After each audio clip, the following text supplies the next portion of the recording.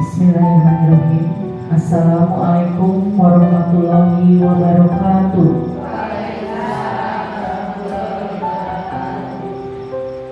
Selamat siang semuanya.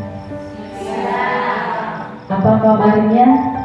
Alhamdulillah sehat, luar biasa. Allah Akbar. Yes. Iya, terima kasih kepada Ibu Bapak Guru hebat. Saya sampaikan mudah-mudahan pada hari ini kita semua selalu diberikan kesehatan dan keberkahan dalam melaksanakan aktivitas seperti biasanya setiap hari. Alhamdulillahirabbil alamin wassalatu wassalamu ala asrofil anbiya'i wal mursalin wa ala alihi washabihi ajmain amma ba'du. Puji dan syukur marilah kita panjatkan kehadiran Allah Subhanahu wa taala bahwa pada hari ini alhamdulillahirabbil alamin kita semua masih diberikan kesehatan, kenikmatan serta panjang umur. Mudah-mudahan kita semua selalu juga diberikan nikmat yang luar biasa untuk menjalankan tupoksi kita sebagai pendidik, khususnya kita bisa meningkatkan kompetensi juga sebagai pendidik dan juga untuk para guru calon guru penggerak angkatan 11 dari UPTD SDN 8 Banjar. Mudah-mudahan bisa berjalan dengan lancar. Amin ya rabbal alamin. Sholawat serta salam tak lupa semoga tercurah limpahkan kepada junjungan Nabi besar kita Nabi Muhammad Sallallahu Alaihi Wasallam, juga kepada keluarganya, kepada sahabatnya, dan juga kepada kita para pengikutnya. Mudah-mudahan kita semua kelak akan mendapatkan syafaat darinya. Amin ya rabbal alamin. Baiklah, Bapak Ibu Guru UPTD SDN 8 Banjar, izinkanlah saya mengucapkan terima kasih yang sebesar-besarnya atas kehadirannya pada siang ini yang telah bisa memenuhi undangan untuk melaksanakan atau memenuhi undangan dari Ibu Epa sebagai calon guru penggerak, dan kita semua bisa menghadiri acara diseminasi dengan judul Mari Belajar Bersama, Berkolaborasi, Saling Mendukung Demi Mewujudkan Disiplin Positif di Sekolah kita SD Negeri 8 Banjar. Sebagaimana kita ketahui bahwa sebelumnya di sekolah kita tentu sudah biasa melaksanakan kegiatan atau pembiasaan positif, ya, itu mulai dari pelaksanaan pembiasaan semesta yang anak-anak dan warga sekolah sering terbiasa kita laksanakan, mulai dari sholat duha, kemudian tahfiz, ya, dan membacakan Asmaul Husna, juga pembiasaan yang lainnya. Ada seperti peningkatan gerakan literasi sekolah.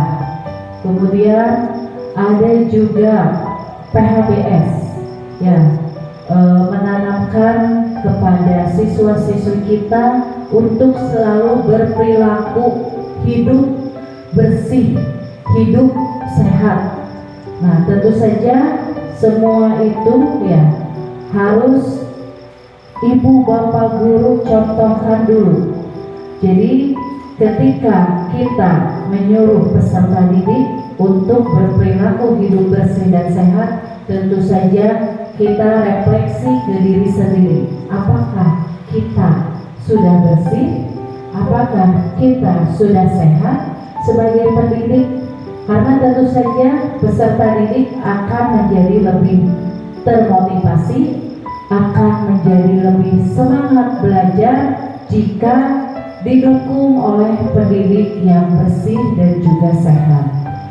Kemudian ada lagi pembiasaan yang sering dilakukan, program Mibanda yang biasa kita laksanakan setiap hari Kamis, yaitu Mitutur Bahasa Sunda. Nah, yang diharapkan dari program Mibanda itu bukan hanya untuk berpakaian Sunda saja, seperti menggunakan kebaya dan pangsi ya, tetapi diharapkan seluruh siswa-siswi, baik itu ibu bapak guru juga sama, setiap hari Kamis kita terbiasa menggunakan bahasa Sunda satu hari itu saja, karena lama-lama bahasa ibu kita itu semakin jarang digunakan oleh anak-anak kita di zaman generasi milenial sekarang.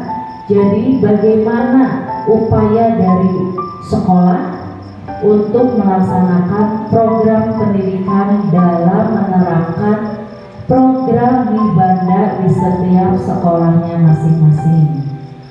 Yang selanjutnya ada juga, tak lupa tadi berhubungan dengan PHBS, pembiasaan olahraga ya, olahraga atau Sabtu Sehat. Ada jalan sehat ya, atau jalan santai, ada juga melaksanakan senam sehat. Nah, itu yang biasa 1 minggu sekali kita laksanakan. Pembiasaan itu dilaksanakan seminggu sekali ya, mudah-mudahan kita selalu bisa melaksanakannya dengan baik ya, dan juga menjalankannya dengan penuh keikhlasan. Nah, jadi berkaitan dengan diseminasi oleh Ibu Epa ya, bagaimana kita belajar bersama-sama, berkolaborasi sama-sama, dan juga antara pendidik harus saling mendukung ya, untuk mewujudkan disiplin positif atau hal-hal positif yang bisa kita laksanakan di sekolah masing-masing. Nah, Ibu berharap ya nanti pada pelaksanaannya Ibu Epa jangan hanya karena untuk mengikuti salah satu syarat dari program guru penggerak ini. Jadi diharapkan bisa selalu menggerakkan ibu bapak guru yang lainnya atau rekan-rekan sejawat setelah lulus nanti ya, untuk semuanya, Ibu Epa ya, Ibu Ai dan juga Pak Hamid, mudah-mudahan dengan lulusnya mereka menjadi guru penggerak, mudah-mudahan selalu membawa dampak positif, bisa meningkatkan kompetensi sekolah dari UPTD SDN 8 Banjar. Hidup UPTD SDN 8 Banjar. Sekolah Hebring. Yes, yes, yes. Barangkali itu ya pengantar yang dapat Ibu sampaikan ya Bu Epa. Untuk selanjutnya kita serahkan kepada calon guru penggerak yang akan menyampaikan karyanya atau melaksanakan diseminasi pada siang hari ini. Terima kasih atas perhatiannya. Wabillahi taufiq wal hidayah. Wassalamualaikum warahmatullahi wabarakatuh.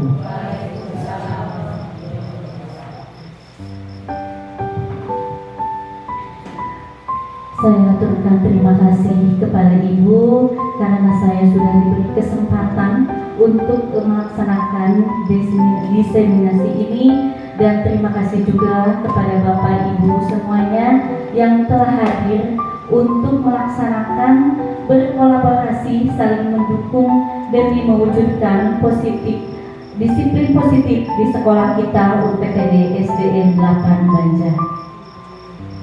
Bismillahirrahmanirrahim. Assalamualaikum warahmatullahi wabarakatuh.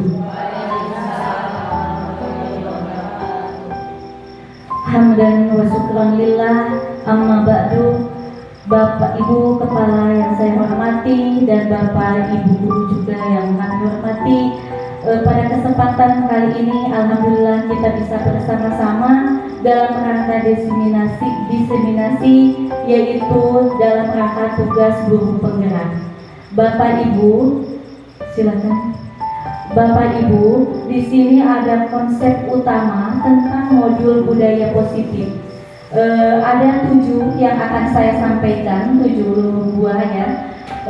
Dan di akhir nanti yang paling inti yaitu pada segitiga restitusi ya. Dan untuk pengetahuan di awal kita akan belajar mulai dari poin 1 sampai 7 secara bertahap ya Bapak Ibu, mulai dari perubahan paradigma, kemudian disiplin positif, yang ketiga ada kebutuhan dasar manusia itu apa saja, yang keempat motivasi perilaku manusia, 5 posisi kontrol restitusi, yang keenam keyakinan kelas, dan di akhir segitiga restitusi. Baik Bapak Ibu, untuk kita ketahui bersama bahwa pembelajaran dengan paradigma baru, yaitu pembelajaran dengan dirancang berdasarkan prinsip pembelajaran yang terdiferensiasi sehingga setiap siswa belajar sesuai dengan kebutuhan dari tahap perkembangannya untuk mewujudkan profil pelajar Pancasila. Seperti yang Bapak Ibu ketahui bahwa profil pelajar Pancasila itu ada 6. Yang pertama mulai dari beriman dan bertakwa kepada Tuhan Yang Maha Esa, kemudian berkebinekaan global, bergotong royong, kreatif, bernalar kritis, dan juga mandiri. Nah, di sini Bapak Ibu minta bantuannya mungkin 2 orang, kita praktekkan ya Bapak Ibu. Bu Aing mungkin bisa dibantu untuk mempraktekkan perubahan paradigma, yaitu dari stimulus respon ke teori kontrol. Mungkin bisa dibantu Ibu. Cukup 2 saja. Sama Pak Icep boleh dibantu. Boleh di sini. Silahkan Ibu Aing sama Bapak Icep. Paling dia update kata-kata. Coba. Anda biasa katanya. Di sini tugasnya adalah Ibu Ai mengepalkan tangannya, kemudian dirayu sama rekannya ataupun Pak Icep untuk mencoba membuka telapak tangannya dengan cara boleh ya membujuk, menghardik, mengintimidasi ataupun memarahi, menggoda, bahkan menawari Anda uang agar Anda ataupun Ibu Ai bersedia membuka telapak tangannya. Ya, coba ya, silakan Pak Icep. Iya, Bu Ai dengan sekuat tenaga dia mengepalkan tangan dan Pak Icep berusaha untuk membukanya. Boleh ini menghardik, mengintimidasi juga bisa. Coba Bu Ai-nya kuat atau tidak? Apa nanti termakan rayuan gombal Pak Icep? Coba. Sok mangga. Rayu kumaha? Sampai baik-baik Pak. Dari pernah dengan Pakai uang aja. Tawarin uang nih Pak Icep. tidak buah.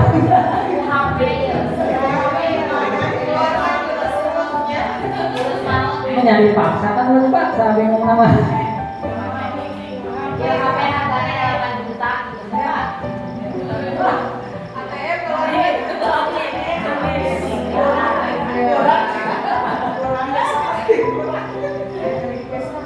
ATM Gila, satu tangan 100.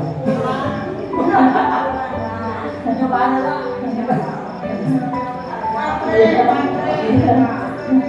Ayo Pak Icep lebih ini lagi, ayo. Kalau baik-baik udah susah Pak. Ya, sok. Berarti boleh tadi intimidasi juga. Boleh, silakan. Sok bagaimana ya caranya? Tangan. 200 sama. Ya. Ya. Bikin dua. Terus Pak Icep terus sampai kebuka itu tangannya Pak Icep. Buka sarapan sama. Dipaksa gimana Pak Icep?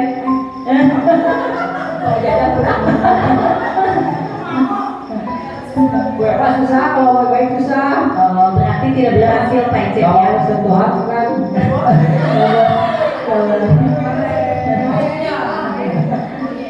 Coba dengan perempuan lagi coba dibujuk selain saya laki-laki mau lihat cara mulutnya gimana bisa membuka kepala. Oh gitu. Mau dicoba lagi? Ya coba. Oh, sama Ibu Hena coba ya. Coba ya. Terima kasih Pak Icep, terima kasih. Tidak berhasil. Ya, Ibu Ani, saya tuh suka apa?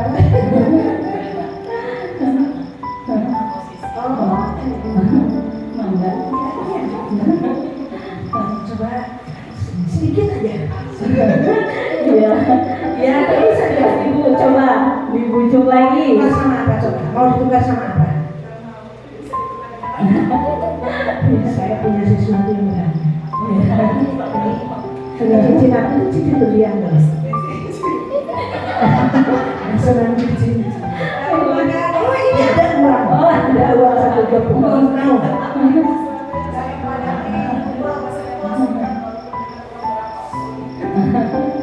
Aku punya sesuatu yang penting. Ada kasih.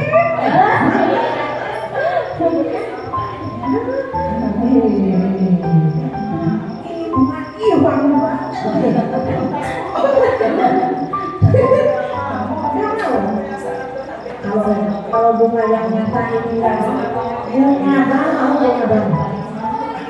bunga bang mau nggak mau. Oh iya dikasih langsung biasa mantan kekasih mantan gue tidak mau ternyata yang aku susah.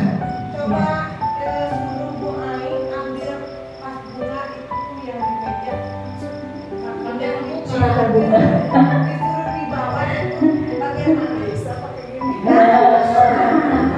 Masih bisa coba.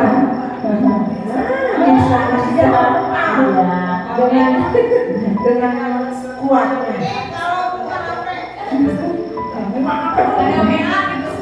Gue ternyata susah banget. Ya, siap. Terima kasih Ibu. Terima kasih, silakan. Ya baik Ibu, sudah kita saksikan bersama bahwa Ibu Ai itu sudah menerapkan keyakinan. Dengan keyakinannya dia dengan berbagai macam rayuan tidak bisa dibuka, ya intinya seperti itu. Baik Ibu, lanjutkan lagi. Ada 3 pertanyaan ya, boleh dijawab sama Ibu Ai ya Bu ya. Apakah Ibu tadi membuka telapak tangannya? Tidak Bu. Tidak. Mengapa tidak dibuka? Karena itu adalah sesuatu yang sangat berharga. Saya sudah mempunyai keyakinan bahwa itu adalah sesuatu yang sangat berarti bagi hidup saya. Ya bagus, saya berkasih. Ya, dalam sekali ya. Kemudian yang kedua, apakah Ibu tadi menutup kepalan tangannya? Menutup ya? Menutup kenapa? Di dalamnya kan ada sesuatu yang berharga itu Bu. Iya. Tidak boleh direbut oleh orang lain. Ya, dengan sekuat tenaga. Siap, bagus. Tepuk tangan Bapak Ibu semuanya atas keyakinan yang sudah dilaksanakan oleh Ibu Ai tidak mau membuka telapak tangannya ya. Yang ketiga, dalam kegiatan ini sesungguhnya siapa yang memegang kendali ataupun kontrol untuk membuka atau menutup kepala tangan? Diri sendiri. Iya, bagus. Tepuk tangan untuk Ibu Ain. Terima kasih.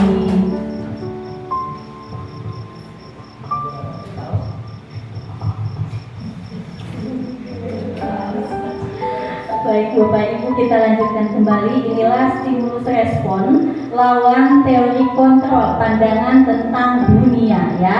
Kalau berdasarkan stimulus respon tentang dunia, bahwa realitas kebutuhan kita itu sama. Tetapi menurut teori kontrol tentang dunia, bahwa realitas kebutuhan kita itu berbeda ya. Kemudian yang kedua, semua orang melihat hal yang sama. Tetapi menurut teori kontrol, bahwa setiap orang itu memiliki gambaran yang berbeda. Yang ketiga, kita mencoba mengubah orang agar berpandangan sama dengan kita. Tetapi menurut teori tidak bisa ya kita berusaha memahami pandangan orang lain tentang dunia. Kemudian yang keempat, perilaku buruk dilihat sebagai suatu kesalahan. Tetapi teori kontrol memandang bahwa semua perilaku itu memiliki tujuannya masing-masing ya. Kemudian orang lain bisa mengontrol saya, tetapi menurut teori kontrol bahwa hanya Anda yang bisa mengontrol diri Anda sendiri ya, orang lain tidak bisa. Kemudian saya bisa mengontrol orang lain, ternyata Anda tidak bisa ya. Kemudian pemaksaan ada pada saat bujukan yang gagal, yang tadi dicontohkan oleh Pak Ijat ya. Nah, ternyata kolaborasi dan konsensus menciptakan pilihan-pilihan yang baru. Kemudian model berpikir menang atau kalah, dan menurut teori kontrol bahwa model berpikir menang-menang, tidak ada menang kalah ya. Silakan. Kemudian masuk ke materi yang kedua tentang disiplin positif. Dalam budaya kita, bahwa disiplin dimaknai menjadi suatu yang dilakukan seseorang pada orang lain untuk mendapatkan kepatuhan. Kita cenderung menghubungkan kata disiplin dengan ketidaknyamanan. Sebagai pendidik, tujuan kita adalah menciptakan anak-anak yang memiliki disiplin diri, sehingga mereka bisa berperilaku dengan mengacu pada nilai-nilai kebajikan universal dan memiliki motivasi intrinsik bukan ekstrinsik. Kemudian disiplin positif juga merupakan salah satu cara penerapan disiplin yang bertujuan untuk menumbuhkan kesadaran serta memberdayakan anak untuk melakukan sesuatu tanpa gosokan ancaman maupun hukuman. Nah, Bapak Ibu, inilah materi yang ketiga, kebutuhan dasar manusia. Ada 5 dasar kebutuhan manusia. Yang pertama itu bertahan hidup. Yang berkaitan dengan bertahan hidup ini yang berkaitan dengan makan, minum, itu untuk mempertahankan hidup kita. Kemudian yang kedua yaitu kasih sayang dan rasa ingin diterima. Ini sebagai kebutuhan psikolog ya Bapak Ibu ya, psikologis ya. Kita membutuhkan kasih sayang baik dari suami, istri, keluarga ataupun dari teman-teman semuanya. Kemudian kebutuhan akan penguasaan. Di sini berkaitan dengan kebutuhan diakuinya akan kemampuan kita.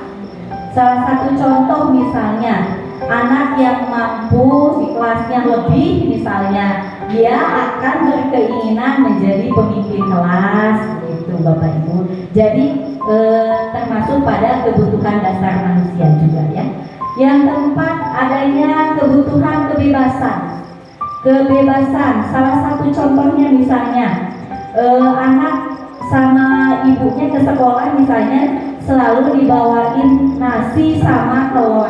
Anak akan merasa bosan, maka dia akan bahkan misalnya mencoba makanan temannya, dia pengen ada kebebasan, pengen merasakan makanan yang lain karena mungkin dia sudah merasa bosan dengan sajian setiap harinya nasi dan telur. Seperti itu adanya kebebasannya. Kemudian adanya kesenangan. Ini yang kita semua inginkan, bahwa kita juga ingin kesenangan, hiburan ya Bapak Ibu, healing, bernyanyi dan segala macam itu dalam rangka memenuhi kebutuhan dasar kesenangan ya. Itu silakan. Nah, untuk materi yang keempat yaitu berkaitan dengan motivasi perilaku manusia. Motivasi merupakan dorongan yang timbul pada diri seseorang secara sadar atau tidak sadar untuk melakukan suatu tindakan dengan tujuan tertentu. Ada 3 ya Bapak Ibu. Di sini yang pertama, menghindari ketidaknyamanan dan hukuman. Kemudian untuk mendapatkan imbalan ataupun penghargaan dari orang lain. Dan yang ketiga, mengembangkan nilai-nilai kebajikan diri sendiri. Yang berkaitan dengan menghindari ketidaknyamanan dan hukuman, biasanya murid melakukan disiplin diri karena dia takut dihukum. Ini merupakan motivasi ekstrinsik ya, dari luar, berarti ya bukan dari dirinya sendiri. Kemudian yang kedua, yang berkaitan dengan mendapatkan imbalan ataupun penghargaan dari orang lain, biasanya murid melakukan disiplin diri karena dia ingin mendapatkan imbalan. Ini merupakan motivasi ekstrinsik juga ya. Kemudian yang ketiga, berkaitan dengan mengembangkan nilai-nilai kebajikan diri sendiri. Biasanya murid melakukan disiplin diri karena sadar akan nilai kebajikan dirinya. Ini merupakan motivasi intrinsik dari dalam dirinya sendiri. Nah, ini adalah konsep disiplin dengan identitas gagal. Jelas ya Bapak Ibu, di sini gagal ya, dengan memberikan hukuman ataupun penghargaan kepada murid. Ini yang akan terjadi ya.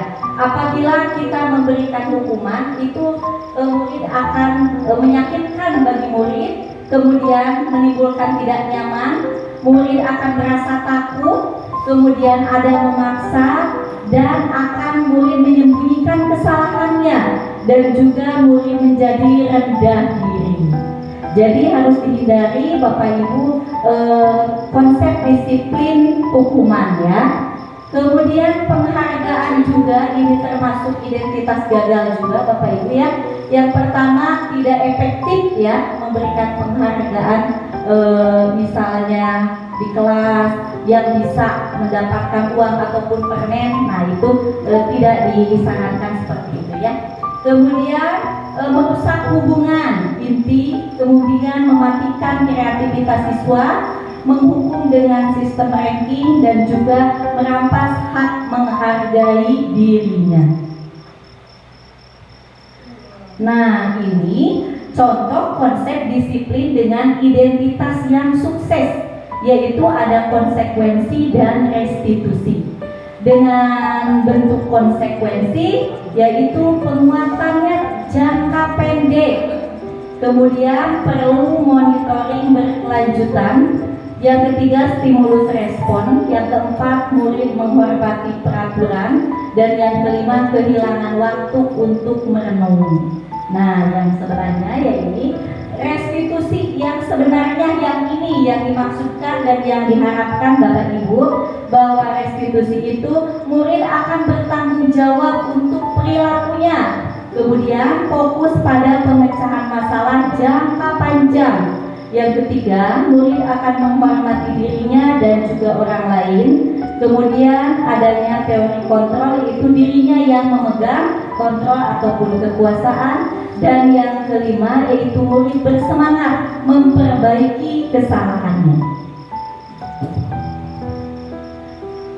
Selanjutnya, konsep disiplin pendekatan restitusi dari yang tadi ya, yang Ibu Bapak, yaitu sebuah cara menanamkan disiplin positif pada murid. restitusi sendiri yaitu proses menciptakan kondisi bagi murid untuk memperbaiki kesalahan mereka sehingga mereka bisa kembali pada kelompok mereka dengan karakter yang lebih kuat. Ciri-ciri restitusi yang pertama, bukan menebus kesalahan, namun belajar dari kesalahan. Kemudian memperbaiki hubungan. Yang ketiga, tawaran bukan paksaan. Yang keempat, menuntun untuk melihat ke dalam diri. Yang kelima, mencari kebutuhan dasar yang mendasari tindakannya. Keenam, fokus pada karakter bukan tindakan. Dan yang ketujuh, menguatkan dan fokus pada soal. Nah, Bapak Ibu, ini adalah contoh kasus yang sudah biasa terjadi ya, yaitu murid sering tidak mengerjakan PR. Sama semua Bapak Ibu ya, setiap kita memberikan PR pasti ada 1-2 murid yang tidak mengerjakan ya. Nah, ketika Bapak Ibu memberikan, misalnya guru menghukum siswa tersebut hormat bendera selama 10 menit, nah karena tidak mengerjakan PR, nah berarti Bapak Ibu sudah menerapkan hukuman ya. Ataupun guru marah dan murid menjadi takut, nah berarti itu menerapkan hukuman ya. Kemudian konsekuensi, ketika murid tidak mengerjakan PR, guru memberikan konsekuensi untuk mengerjakan PR-nya saat istirahat atau dikerjakan sebanyak 3 kali lipat. Misalnya sama Bapak Ibu ya dikasih tugas seperti itu. Kemudian guru tegas dan murid menghormati peraturan. Nah berarti Bapak Ibu itu termasuknya ke konsekuensi. Nah yang bagus yaitu menerapkan restitusi, di mana guru menanyakan keyakinan kelas ataupun dirinya dan membantu siswa menyelesaikan masalah, yaitu masalah yang berkaitan dengan kenapa tidak mengerjakan PR. Kemudian guru secara terbuka dan murid menghormati dirinya dan juga orang lain.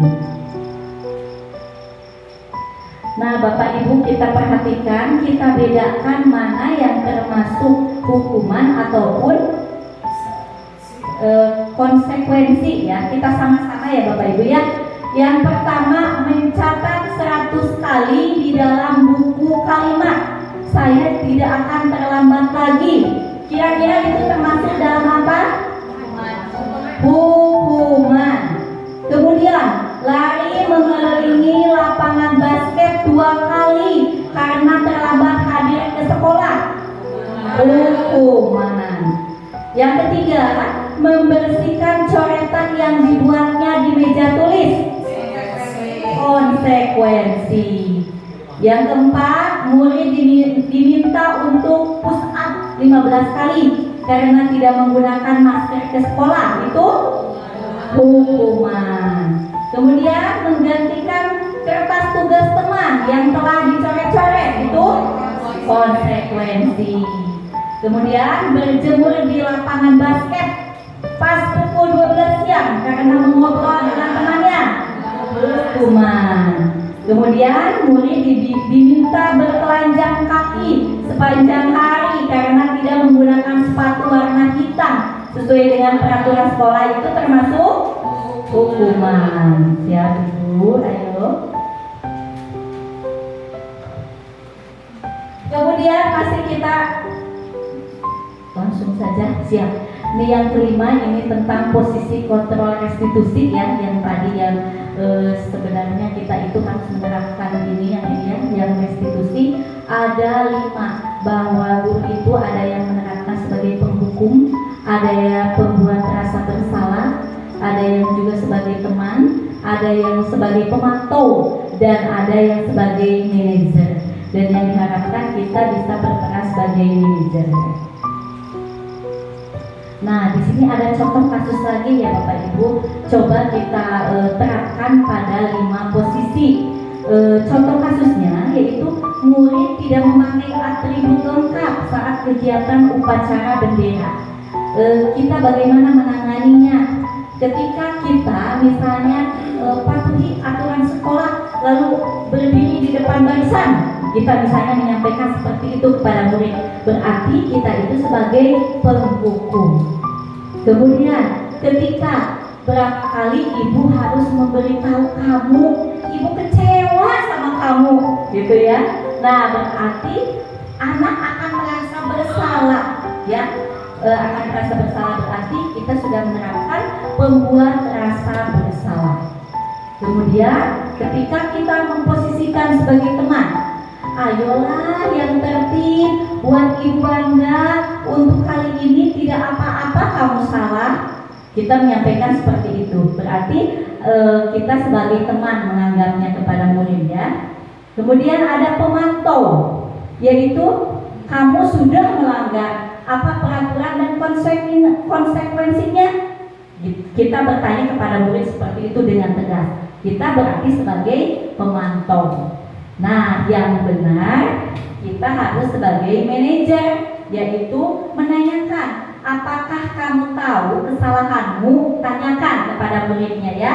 Kemudian kira-kira bagaimana kamu memperbaiki kesalahan kamu? Ditanya seperti itu kepada muridnya, ya.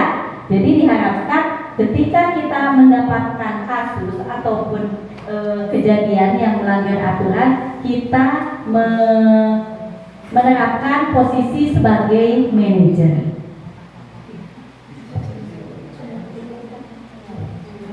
Kemudian materi yang keenam yaitu berkaitan dengan keyakinan kelas. Mengapa? Ya, Bapak Ibu, ada keyakinan kelas. Mengapa kita memiliki peraturan tentang penggunaan helm pada saat mengendarai kendaraan bermotor, dan juga mengapa kita memiliki peraturan tentang mencuci tangan setiap saat.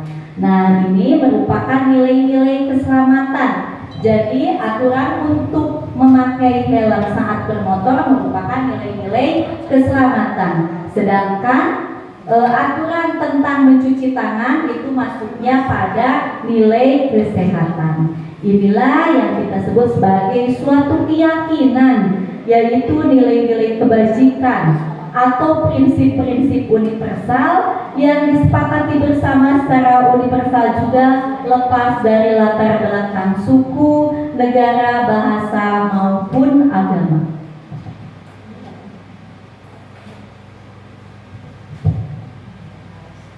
Kemudian keyakinan kelas menurut Gassen tahun 1998 bahwa suatu keyakinan akan lebih memotivasi seseorang dari dalam atau memotivasi secara intrinsik. Seseorang akan lebih tergerak dan bersemangat untuk menjalankan keyakinannya daripada hanya sekedar mengikuti serangkaian peraturan. Murid-murid pun demikian, mereka perlu mendengarkan dan mendalami tentang suatu keyakinan daripada hanya mendengarkan peraturan-peraturan yang mengatur mereka harus berlaku begini dan begitu. Kemudian keyakinan kelas bersifat lebih abstrak daripada peraturan yang lebih rinci dan konkret. Keyakinan kelas berupa pernyataan-pernyataan universal. Pernyataan keyakinan kelas senantiasa dibuat dalam bentuk positif. Nah, Bapak Ibu, saya kemarin sudah melaksanakan kegiatan membuat keyakinan kelas, yaitu guru bersama murid membuat keyakinan kelas di kelas 4B. Yang pertama yaitu berdiskusi tentang peraturan yang akan disepakati bersama di kelas agar kegiatan pembelajaran berjalan dengan efektif, ya. Kemudian yang kedua menempelkan keyakinan. Di sini murid disuruh menuliskan menurut pandangan murid sendiri, ya, apa sih yang tidak boleh dilaksanakan saat kegiatan belajar itu. Murid disuruh menulis, kemudian ditempel di papan tulis dengan menggunakan stick note, ya. Kemudian ini adalah ibu gurunya merumuskan peraturan tersebut menjadi sebuah keyakinan yang harus ditaati bersama. Nah, tentang keyakinan kelas itu ada 10 ya yang berkaitan tentang disiplin waktu. Misalnya siswa-siswi tidak boleh terlambat masuk, kemudian belajar dengan penuh antusias, semangat, percaya diri. Yang ketiga, menjaga kebersihan dan keindahan kelas. Yang keempat yaitu jujur. 5, bekerja sama dan tolong menolong dalam kebaikan. 6, saling menghormati dan menghargai baik kepada guru ataupun juga sesama siswa. Yang ketujuh yaitu selalu menerapkan 5S, mulai dari senyum, sapa, salam, sopan, dan santun.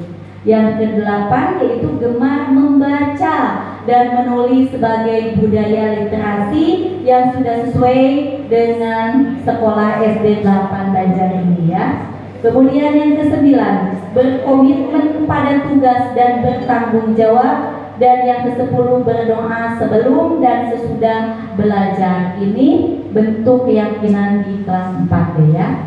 Kemudian bagaimana pembentukan keyakinan kelas itu? Keyakinan kelas dibentuk yaitu lebih abstrak dari peraturan. Biasanya kalau aturan itu tidak boleh makan di kelas, jadi ada kata tidak bolehnya.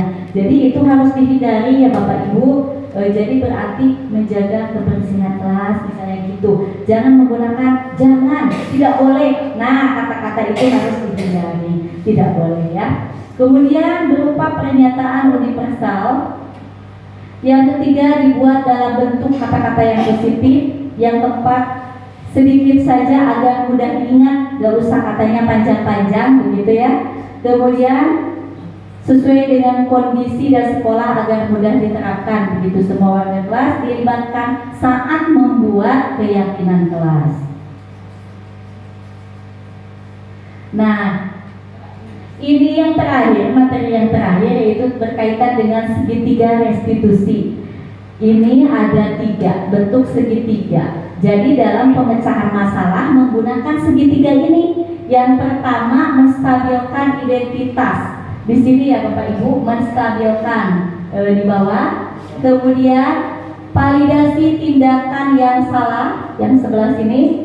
Kemudian menanyakan keyakinan, ada di sebelah sini. Maka membentuk sebuah segitiga ya, di mana menstabilkan identitas itu membantu siswa merasa aman dan dihargai terlepas dari kesalahan yang telah dilakukan ya dalam menangani masalah ini yang dilaksanakan 3 tahapan ini.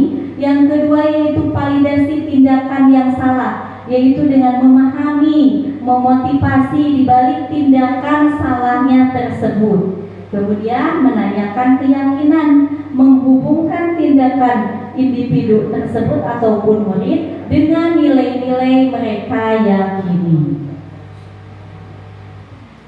Nah, ini contoh penerapan segitiga. Bapak Ibu boleh perhatikan kejadiannya ya. Kita nyanyikan sama-sama ya.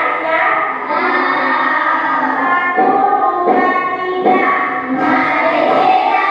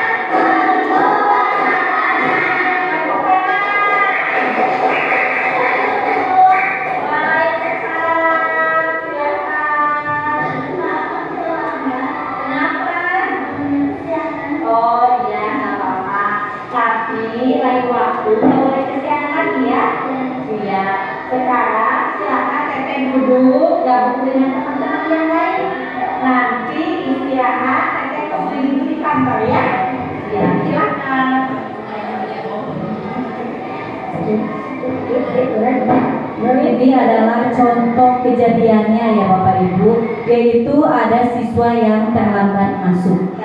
Nah, ini bentuk penerapan segitiga restitusi. Ini 2 kali. Sering terlambat itu kesalahan kan? Iya. Berbuat salah itu manusiawi ya. Setiap orang juga pasti pernah berbuat salah. Nah, sekarang kita cari solusinya ya. Saya Ani pasti punya alasan kenapa tadi kesiangan. Bangunnya seperti apa? Bangunnya telat, kemudian dibangunkan nggak sama mama? Oh enggak, mamanya kemana? Oh iya, ya. Teteh tahu nggak keyakinan waktu dari yang sudah kita lakukan nanti? Coba dari mulainya keyakinan kelas pasca yang sudah ada orangnya. Orangnya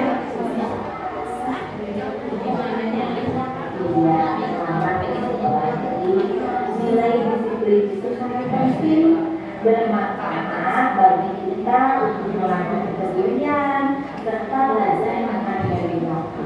Ya.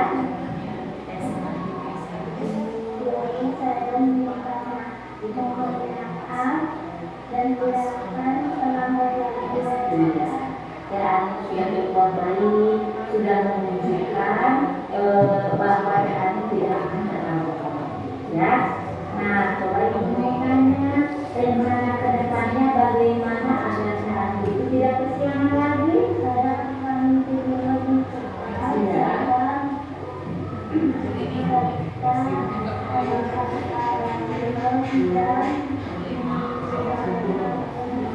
Iya, ya, sudah berjanji akan tidurnya cepat ya, kemudian alarmnya jangan lupa dinyalakan, serta minta dibangunkan bersama. Ya, semoga ini bisa melaksanakan dengan baik. Terima kasih Kak Amin dan Kak Agnes, sekarang boleh kembali lagi ke kelas ya.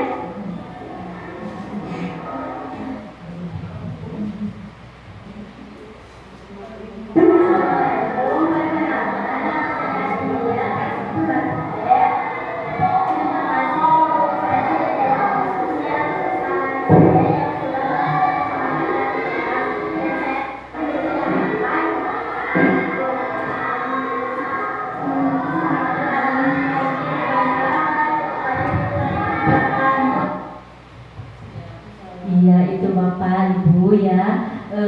Diharapkan setelah saya memberikan salah satu contoh kasus murid saya, nanti Bapak Ibu bisa menerapkan di kelasnya masing-masing ketika ada masalah, yaitu dengan menerapkan segitiga restitusi ya. Kemudian saya ini di akhir penunjuk ya. Dalam penerapan program disiplin positif, hendaknya guru memiliki standar kepribadian profesional dan sosial yang baik, di mana guru mampu berefleksi pada posisi kontrolnya saat ini, bagaimana perjalanan dirinya sebagai seorang among ataupun posisi manajer yang menuntun murid-murid menjadi insan yang mandiri, merdeka, dan juga bertanggung jawab.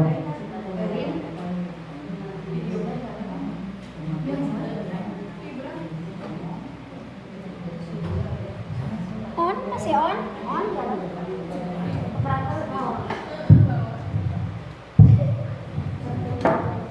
Saya punya jawab. Ya. Terima kasih kepada Ibu Epa sebagai salah satu calon guru penggerak dari sekolah kita. Kita aplaus dulu untuk Ibu Epa Nur Aziza. Nah, jadi ya, Ibu Bapak, setelah tadi kita semua mendengarkan dan menyimak hasil dari pemaparan Ibu Epa tentang diseminasinya, dapat ditarik kesimpulan bahwa bagi siswa, sekolah itu harus dijadikan rumah kedua. Ya, Tentu saja rumah pertamanya ada di lingkungan keluarganya. Otomatis rumah kedua bagi siswa seyogyanya berada di sekolah. Nah, sekolah itu dijadikan sebagai sawah untuk ibu bapak guru pendidik. Bagaimana kalau kita ingin mendapatkan hasil panen yang bagus, otomatis kita pun harus bisa mendidik, membimbing siswa-siswi kita dengan penuh tanggung jawab, ya, sesuai dengan kompetensi guru. Tadi sudah dijelaskan ada kompetensi profesional dan juga kompetensi sosial yang harus bisa tanamkan kepada peserta didik. Nah, kemudian dalam menciptakan lingkungan belajar baik itu di kelas ya yang positif, perlu juga dilakukan pembiasaan yang baik yang bisa menggiring siswa untuk melakukan pembiasaan itu dalam memenuhi nilai-nilai kebajikan. Tentu saja tertuang dalam profil pelajar Pancasila. Ya, jadi tadi budaya positif yang dilakukan sekolah, insya Allah ya ibu bapak siswa akan terbentuk budaya positif, terbentuk karakternya jika kita sudah bisa menerapkan nilai-nilai sesuai profil pelajar Pancasila. Oleh karena itu diperlukan adanya nilai intrinsik. Jadi jangan sampai seperti yang dicontohkan tadi oleh Pak Acep, Pak Icep dan Ibu Ai, ya, juga oleh Ibu Herna, bahwa Ibu Ai itu setelah dibujuk, dirayu dengan berbagai benda yang macam-macam, ada uang, ada dikasih bunga, mau dikasih cincin berlian bahkan ya oleh Ibu Herna, tetapi Bu Ai punya keyakinan, ya, punya hakikat bahwa dalam dirinya sendiri tidak terpengaruh oleh nilai-nilai ekstrinsik, ya, atau nilai-nilai luar. Nah, begitupun siswa, jika jika siswa melanggar peraturan, ya, atau tidak patuh akan tata tertib, contohnya tadi tidak mengerjakan PR, kita tidak boleh sama sekali untuk menghukum siswa-siswi. Nah, tetapi bagaimana pendekatan kita sebagai pendidik agar siswa itu bisa untuk mengerjakan tugasnya kembali, kita bujuk, kita nasihati dengan perkataan yang sopan.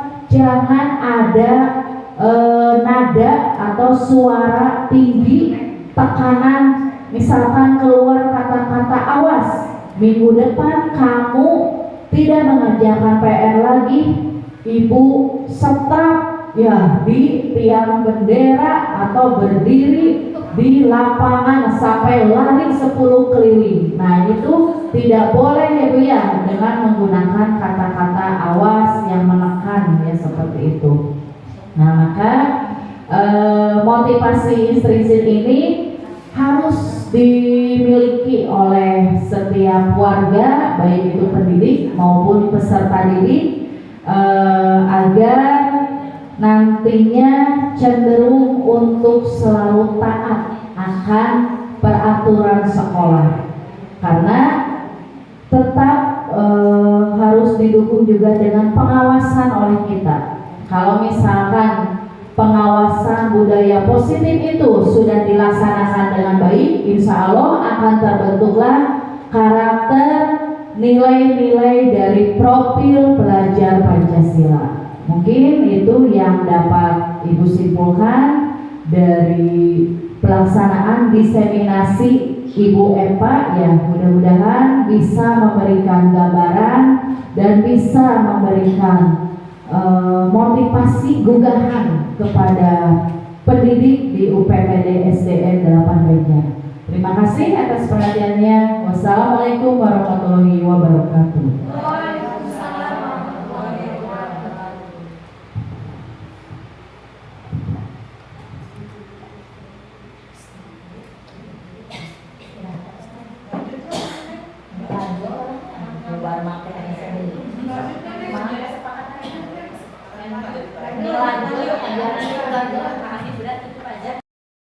Assalamualaikum warahmatullahi wabarakatuh.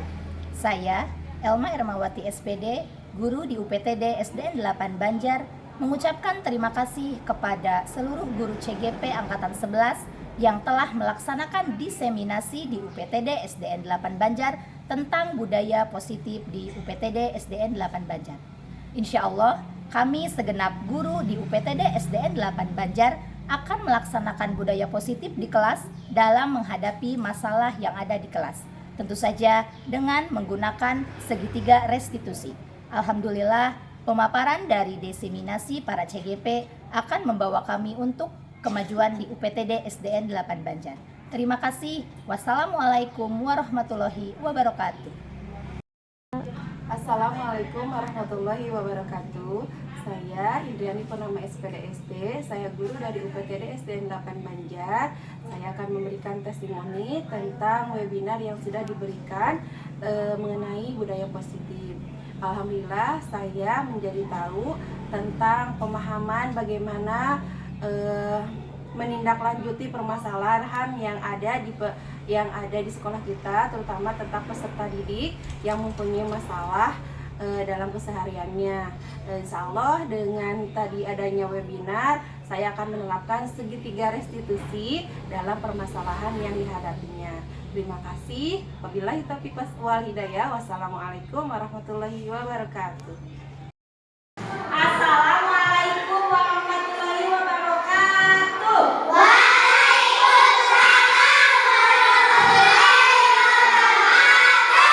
Apa kabar semuanya?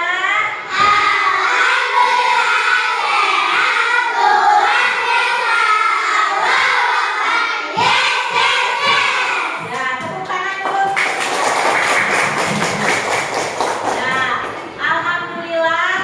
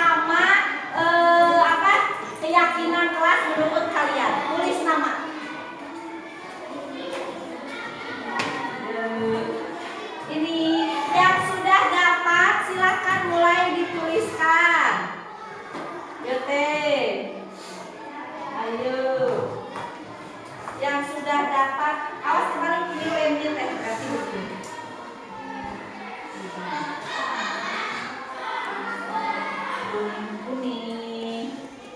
Nama dulu, tuliskan nama. Sesudah nama, silahkan keyakinan kelas apa yang kalian mau tulis sampaikan ya. Silahkan.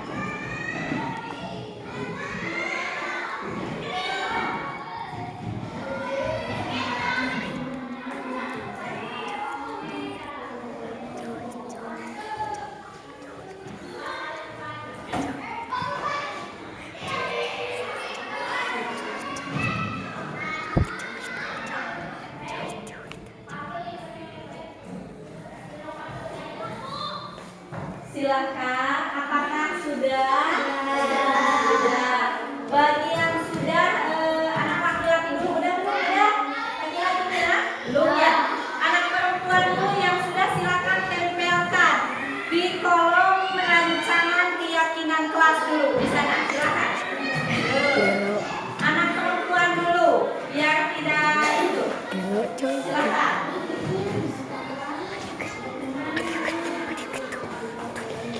Ya, bagus, ditempel dengan rapi. Ditekan teh biar nggak copot. Ditekan pas lemnya. Kebalik kayaknya, awas kalau yang kebalik dibalik aja. Kalau yang nggak nempel mungkin kemungkinan kebalik.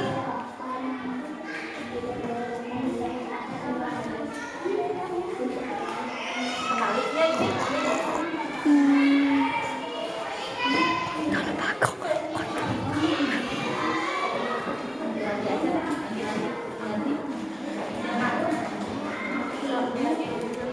Kalau dia nggak ada lemnya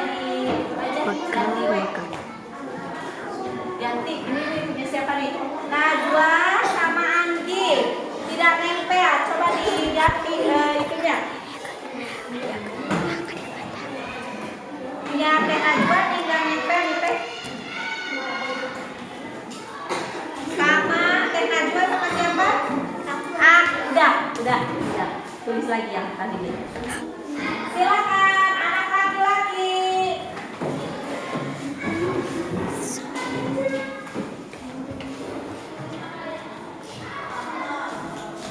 Ditekan pas bagian lemnya, ditekan. Nah, gitu. Ya, ditekan pas bagian lemnya. Ya.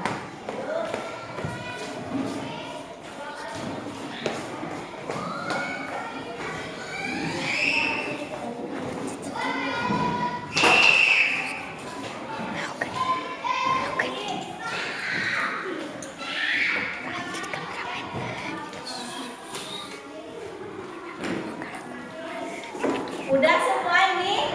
1, 2, 3, 4, 5, 6, 7, 15.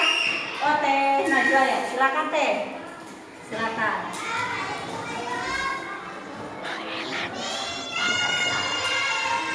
Ya, baik. Terima kasih. Semuanya sudah ya. Sekarang kita perhatikan ke depan hasil rancangan kalian, bahwa kalian merencanakan sebuah keyakinan.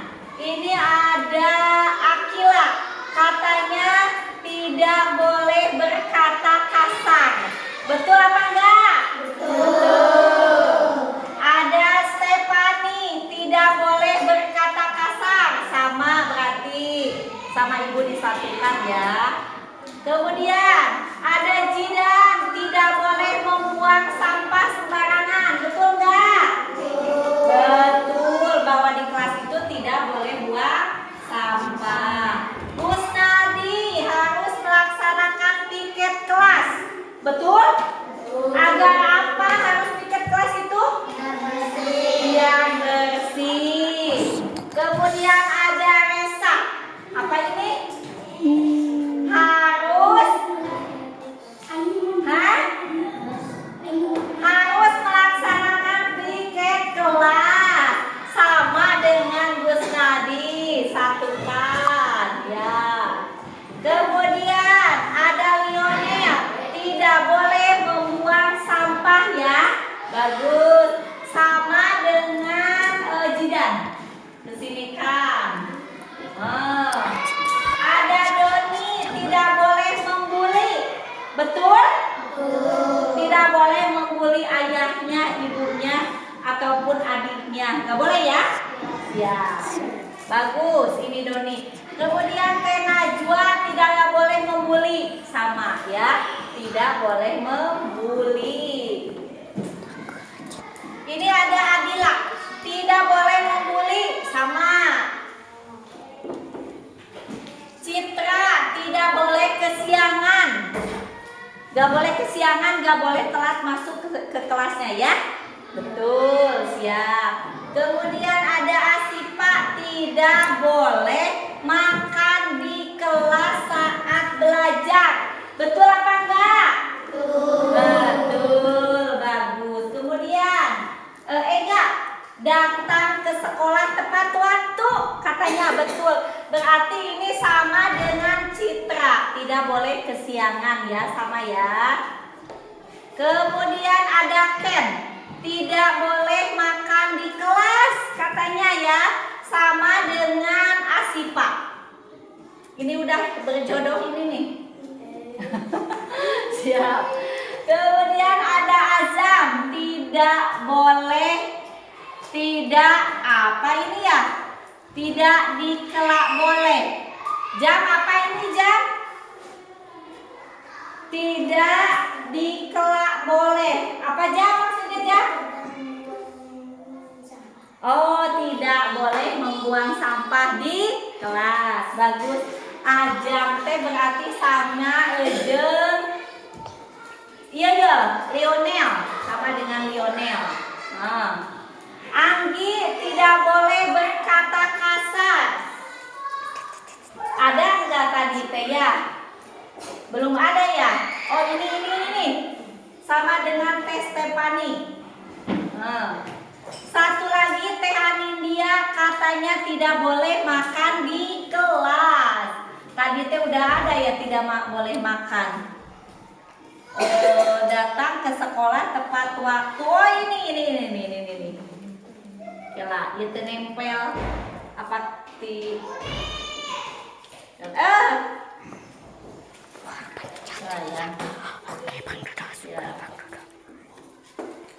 Nah, setelah kalian menuliskan ternyata ada 1, 2,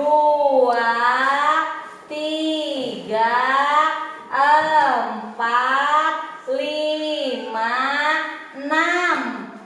Jadi rancangan kalian itu ada 6 macam. Ya, kita tuliskan di sini. 1, 2, 3, 4, 5, 6. Ya, siap. Yang pertama, tidak boleh berkata kasar ya. Tidak boleh berkata kasar, artinya harus berbicara dengan apa? Sopan. Berbicara dengan sopan dan santun. Sopan dan santun. Kemudian ini sudah. Yang ini datang ke sekolah tepat waktu. Berarti tidak boleh kesiangan ya.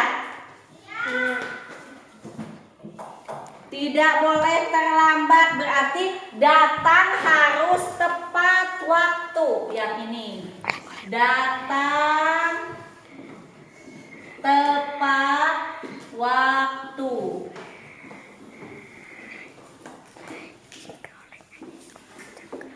Yang ketiga, tidak boleh makan di kelas. Berarti harus apa belajarnya?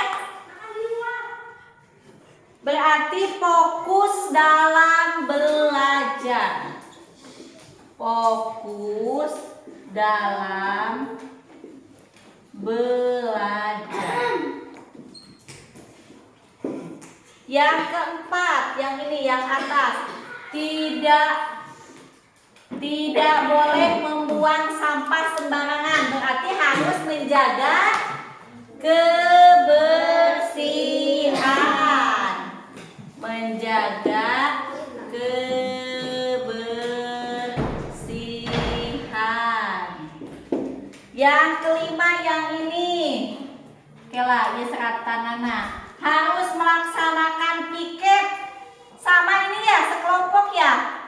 Berarti melaksanakan piket juga menjaga kebersihan. Udah sama berarti. Berarti semuanya ada 5. Yang ini satu lagi, tidak boleh membuli. Apa artinya berarti? Saling menghargai.